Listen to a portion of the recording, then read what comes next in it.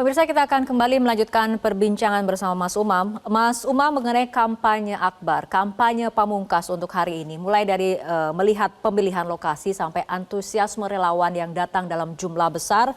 Apakah ini juga upaya untuk memperkuat citra masing-masing paslon Capres-Cawapres? Ya, Mbak Fitri, saya pikir terkait dengan konteks big mass political campaign, itu tentu memiliki upaya, memiliki agenda yang kemudian bisa pertama terkait dengan voters mobilization. Yang kedua, memberikan masa, memberikan message, dalam konteks ini pesan politik tentang kesiapan infrastruktur pemenangan masing-masing untuk bergerak di 14 Februari yang akan datang. Tetapi di saat yang sama, ada satu fungsi terutama terkait dengan konteks candidate exposure dan juga image management.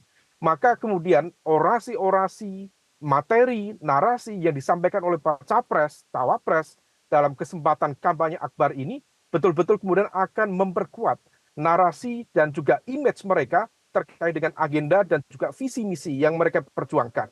Maka misalnya ketika kemudian tadi disampaikan tentang konteks narasi perubahan oleh kubu 01, kemudian tentu kubu 02 akan menarasikan argumen keberlanjutan, maka sebenarnya ini adalah sebuah upaya untuk mempertegas sekaligus menjadi fungsi grassroots organizing. Sehingga kemudian upaya untuk menghadirkan mesin politik yang lebih optimal di akar rumput, terutama di masa pencoblosan nanti di tanggal 14 Februari, bisa dilakukan.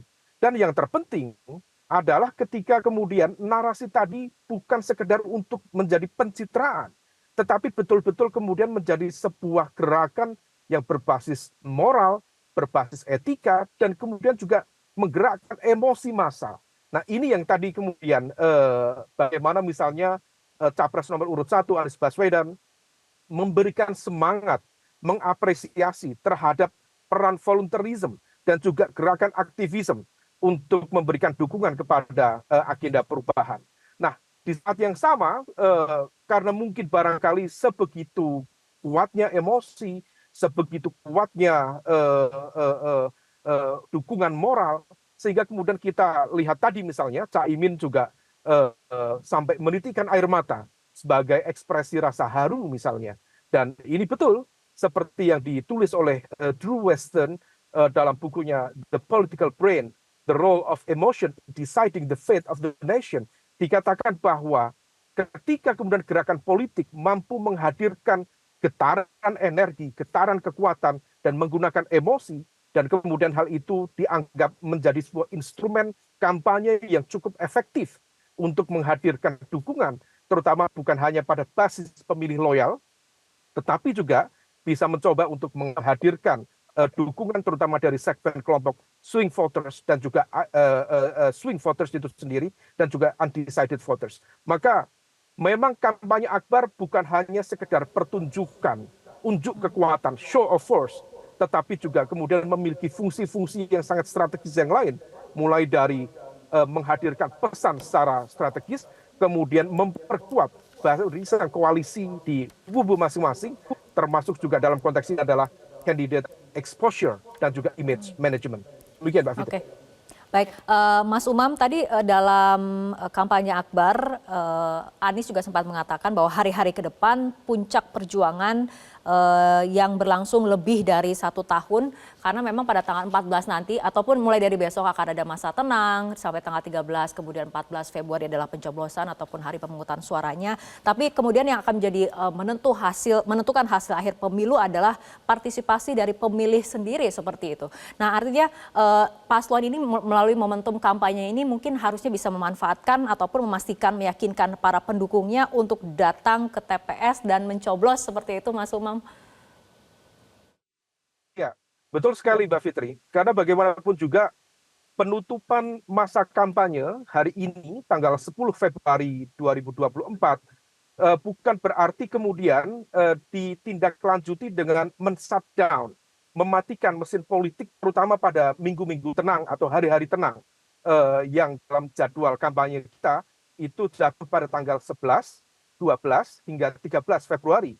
Justru pada momentum itulah kemudian harus dilakukan sebuah langkah-langkah yang tentu harus sesuai dengan aturan, dan regulasi dan juga mekanisme yang sudah ditetapkan oleh para penyelenggara pemilu, baik KPU maupun Bawaslu.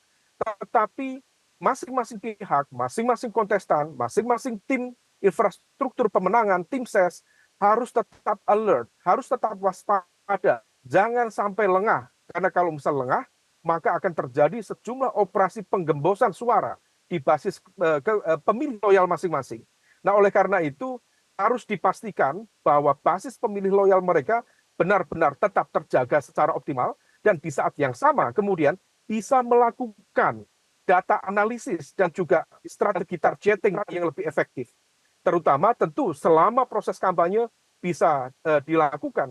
Bagaimana kemudian wilayah yang sudah tergarap, segmen pemilih yang sudah tergarap, dan mana yang belum. Nah, meskipun memang tidak diperbolehkan dalam proses kampanye secara terbuka, tetapi tentu dalam konteks pendekatan yang sifatnya soft approach, misalnya melalui proses amplifikasi, narasi, statement-statement capres, kemudian apa yang terjadi di hari ini di masing-masing kubu, melakukan unjuk kekuatan atau show of force di kampanye akbar mereka, dan ini kemudian bisa meyakinkan bahwa tim sukses masing-masing betul-betul solid, infrastruktur pemenangannya betul-betul optimal, dan ketika kemudian masa tenang nanti selesai, tanggal 13 Februari, dan memasuki tanggal 14 Februari, masing-masing betul-betul siap untuk melakukan pertempuran yang nyata, untuk meyakinkan basis pemilih loyal mereka datang ke TPS. Bukan hanya datang ke kampanye akbar, bukan hanya datang memberikan dorongan moral, tetapi kemudian betul-betul datang ke TPS,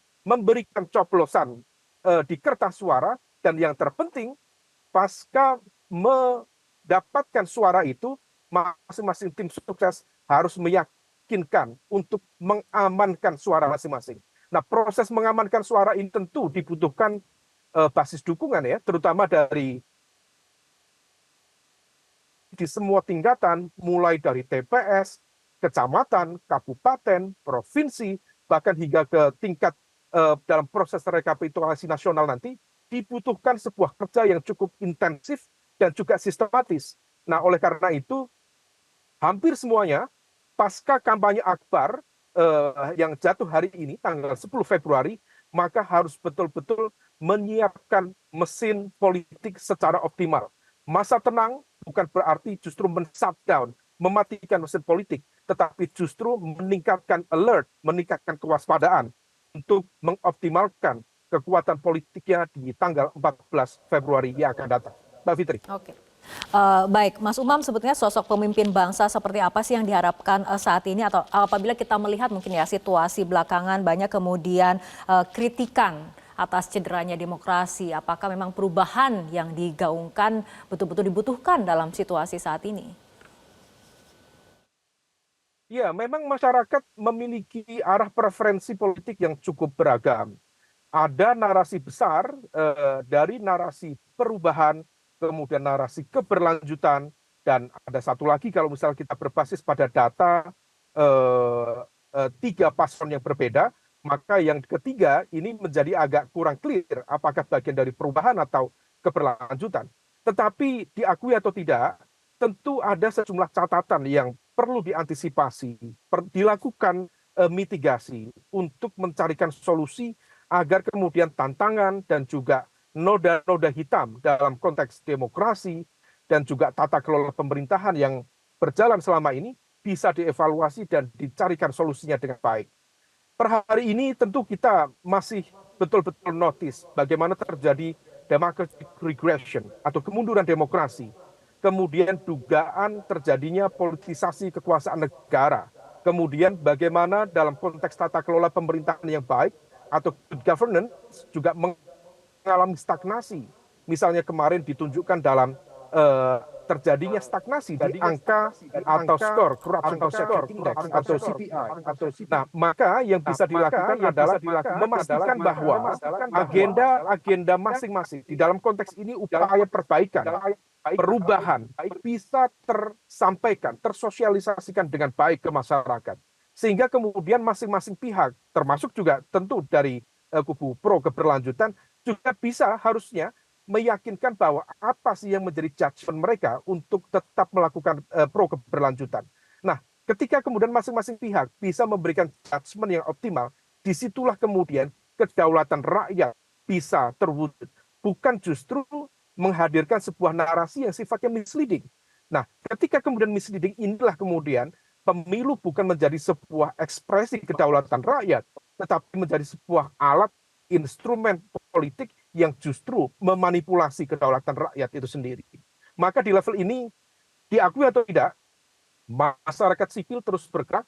Ada sejumlah catatan yang cukup serius terkait dengan konteks kekuatan demokrasi saat ini, dan amanah reformasi menegaskan bahwa kita memilih demokrasi sebagai sistem politik terbaik, dan masing-masing pihak, semua stakeholders, semua aktor politik harus berkomitmen dengan itu, bukan justru merecehkan demokrasi hanya untuk kepentingan masing-masing pihak yang justru hanya dalam konteks kepentingan jangka pendek. Maka masing-masing kekuatan kita berharap akan kembali pada konteks momentum pertarungan yang sejati dan tidak menggunakan elemen-elemen yang justru akan merendahkan kekuatan demokrasi itu sendiri. Mbak Fitri. Kembali perbincangan, tapi kita harus ikuti jeda berikut terlebih dahulu. Jelajahi cara baru mendapatkan informasi. Download Metro TV Extend sekarang.